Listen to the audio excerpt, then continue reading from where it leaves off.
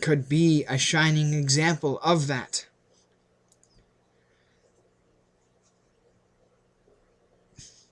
And the ones that are not in the public eye.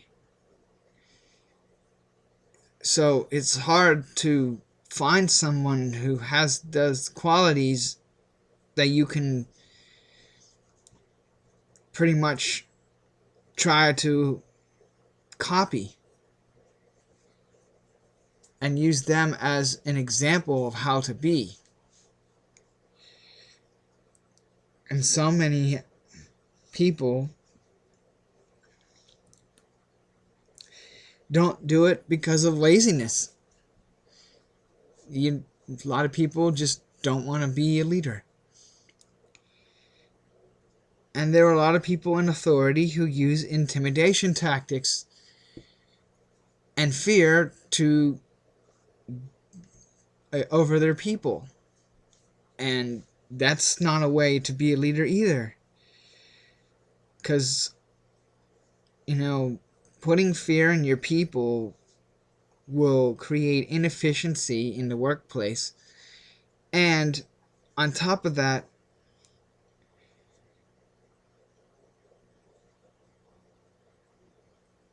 what does it get you? It gets you disrespect. People are not going to respect you. They're going to be afraid of you, which is completely different than respect. And so many people confuse fear with respect. Respect is earned because it is given. I treat you nice and good and polite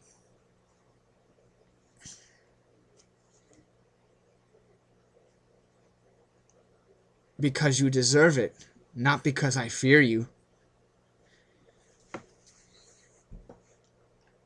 That's how it's supposed to be.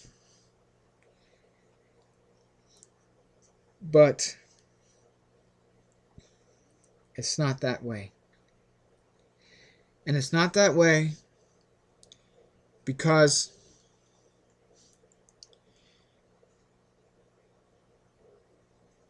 so many people in those leadership roles didn't learn how to be a leader.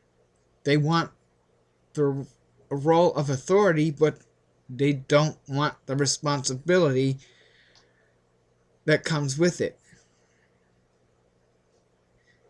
They just want the power. They don't want the responsibility. And I know the power can be intoxicating, but power is nothing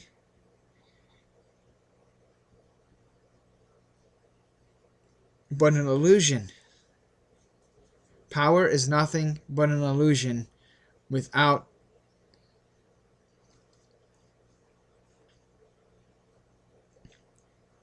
true leadership skills. It's just an illusion.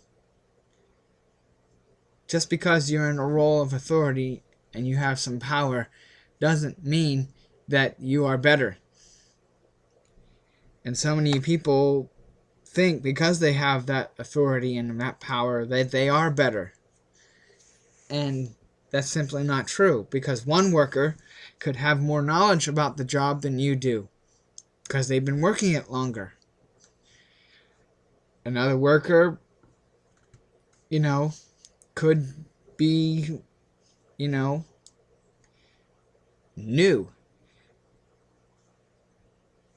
to the job. Well, just because they're new to the job doesn't mean you should disrespect them and tell them and make them afraid and of you. They're already nervous enough about, learning the job. Adding fear and intimidation on top of it, to try to make them respect you. It's not really respect, it's fear. And that's the difference. You don't use fear tactics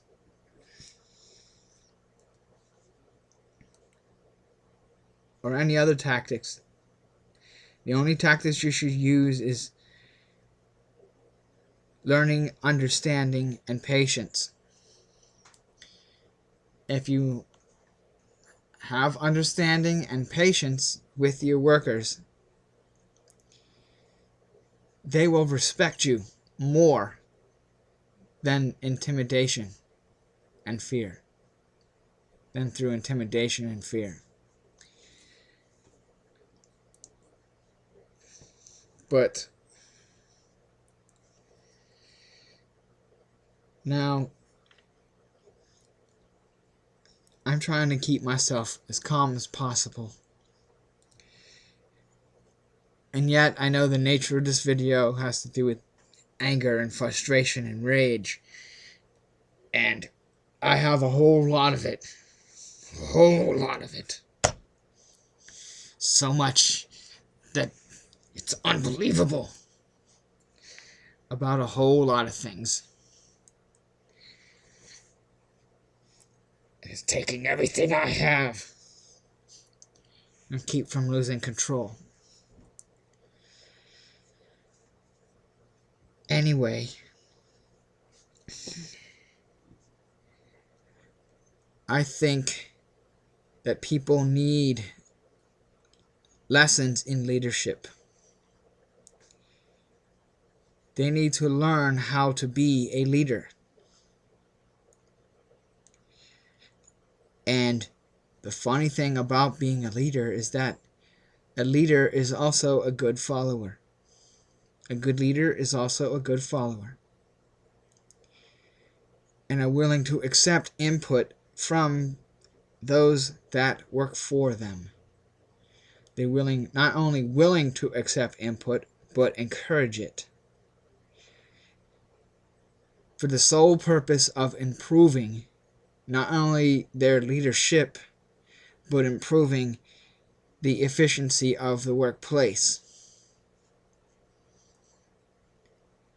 And to create a positive working environment. Now,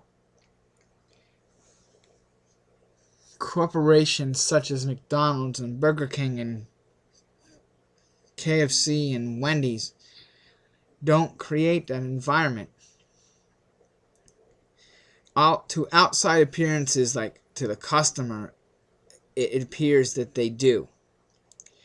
But the actual truth is that they don't.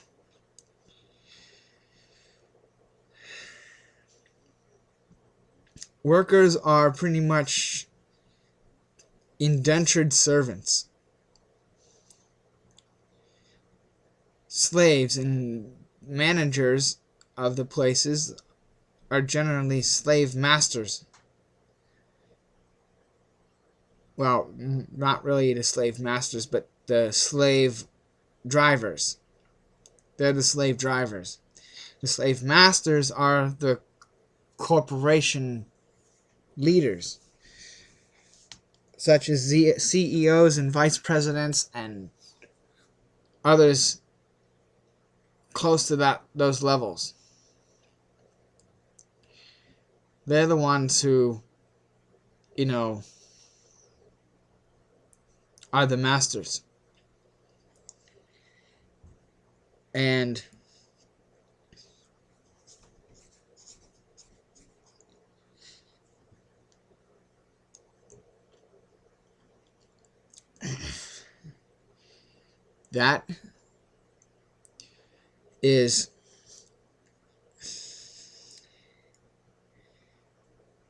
that's one of the things that just makes me wanna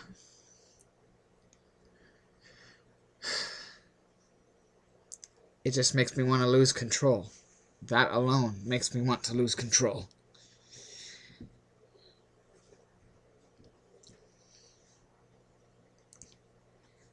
Because people need patience and understanding in your work environment. You need it. It creates a positive environment and it creates efficiency in the workplace. Not only that, but your employees will respect you more. Not because they're afraid of you, but because you make the employees feel that you are equal and that you are human too and you make mistakes.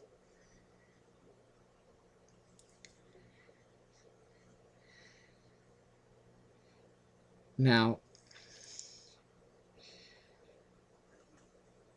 I'm gonna quit talking about this subject now because it's one of those subjects that's really close to home, and a lot of the stuff that makes me mad is not exactly close to home. It's usually stuff I've observed, in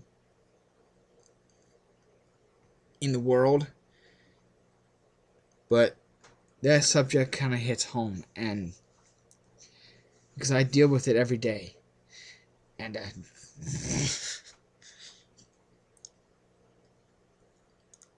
it just makes me want to punch something.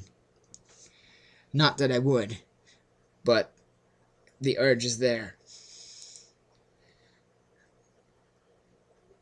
It makes me want to punch something and keep punching it until it's obliterated. But fortunately, I live by a code to never harm myself or others unless absolutely positively necessary, and only in defensive purposes. And that's only one rule of my code.